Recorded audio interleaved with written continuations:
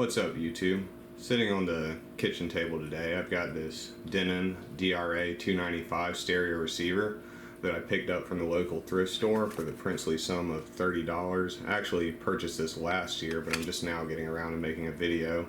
I've been doing a lot of computer stuff lately, and I want to take some time to work on some more audio equipment. Today we're going to discuss some of the features of this receiver. I hope it looks okay on video. It's kind of difficult to get this lit well, as much of the stuff I take a look at on this channel, it's all black, and is kind of difficult to get a good shot of. The advertised specifications of this receiver are pretty good. It advertises 50 watts per channel into 8 ohms at 0.08% total harmonic distortion. And it does appear to be a pretty quiet receiver in use. The SLDC stands for signal level divided circuitry, which basically means they have the power supply and preamp and power amp sections kind of separated inside the unit. And when you're actually using it, it is basically got no background hiss or noise that's detectable, even with pretty efficient speakers. And you can actually audibly hear the volume at very quiet stages, hear the music itself that you probably wouldn't be able to with other cheap receivers. So I do think that there's some truth to their advertising there. The volume control on this unit is just a rotary encoder. It's not a potentiometer, so it can just turn infinitely basically. There's pros and cons to this approach. I would say overall probably more pros. I feel like this type of unit is less likely to accumulate dust and cause noise than some of the potentiometers, like in particular the Onkyo receivers that I'm usually using. I did purchase the remote control for this unit separately on eBay.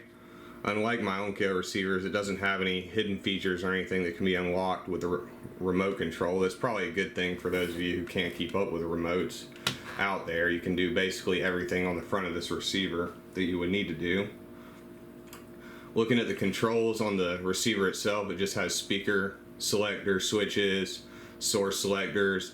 The preset tuning for the radio, I would say, is similar to a lot of car radios and probably pretty user-friendly for people who aren't really that adept at fiddling with things like this. This unit also has a pretty nice fluorescent display. I'll go ahead and power it on so you guys can see that, and it has multiple dimmer settings all the way to completely out. There's not really a whole lot to discuss around the rear of the receiver. It does have a variable output pre-out, which is good if you're controlling a separate subwoofer amplifier that has a fixed gain control on it. Basic, just composite inputs and outputs. This is a somewhat older receiver. I think this one's from around 2003 or 4. It does have DVD on it, so you know it's not too old. The binding posts on this are very good quality and not something you typically see on a basically low-end 50 watt per channel type receiver. The only thing about these binding posts is the way they have them oriented. They don't fit standard banana plug pairs. You would be bridging across the left and the right side of each channel.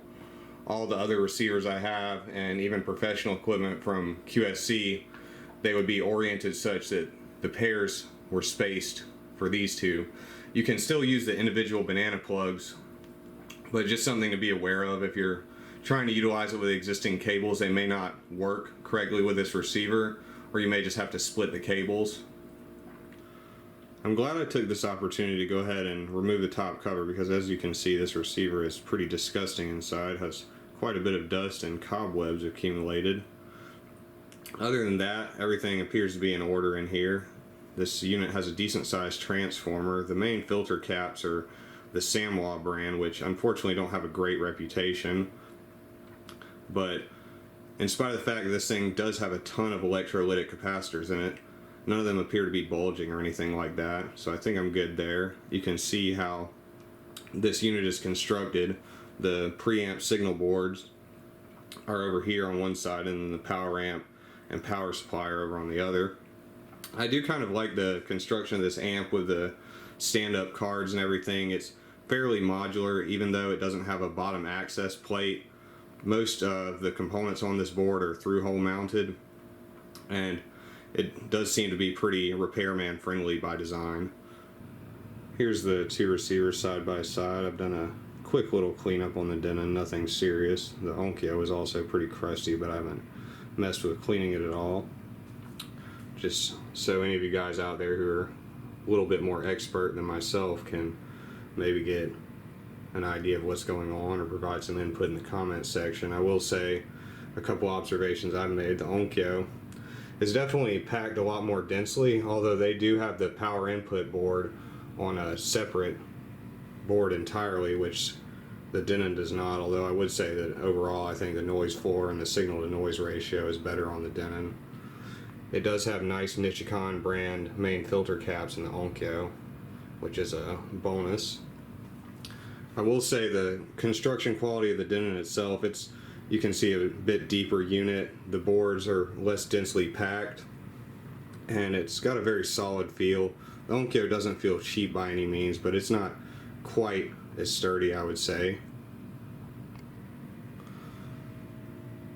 A little close-up of the crustiness.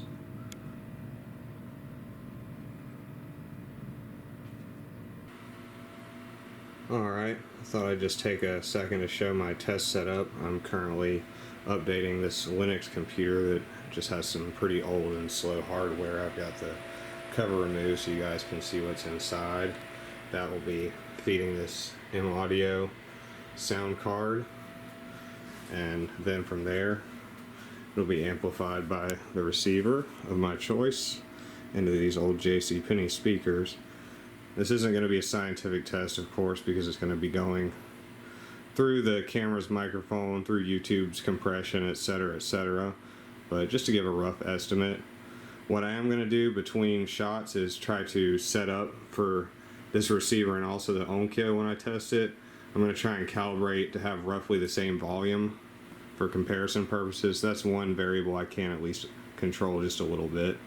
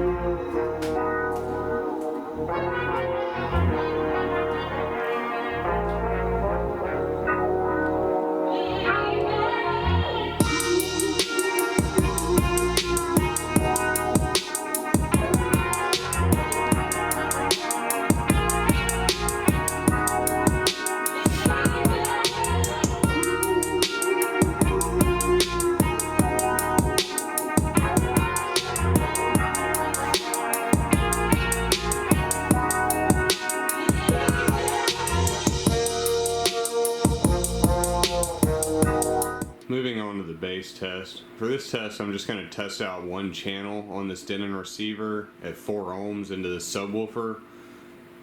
Really, it's just me being lazy. I don't feel like pulling this speaker out and rewiring it to have each individual coil. I do believe that this Denon DRA-295 would go down to 2 ohms per channel without an issue. Actually, it says in the manual that if you're using it below rated impedance and the unit shuts down, to just remove the unit from the area, let it cool down, and continue using it with increased ventilation around the unit. So evidently they're somewhat confident in the low impedance performance of this unit. For this test though, we'll just be doing the one channel at 4 ohms.